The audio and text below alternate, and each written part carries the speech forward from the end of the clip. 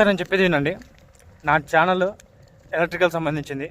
ఎవరైతే చేస్తారో సబ్స్క్రైబ్ చేస్తారో ప్రతి ఒక్కరికి ఒక చిన్న ఎల్ఈడి బల్బు ఫ్రీగా ఇస్తున్నాను అనమాట. ఆల్రెడీ నేను కొంతమందికి బల్బులు ఇవ్వడం జరిగింది. మీరు ఫొటోస్ పెడతా చూడండి. ప్రతి ఒక్కరు ఏంటంటే కొంత 1K కానీ 100K కానీ 1 మిలియన్ అని వస్తే కానీ అది అంతమందిలో ఒక్కరికే ఇస్తారు.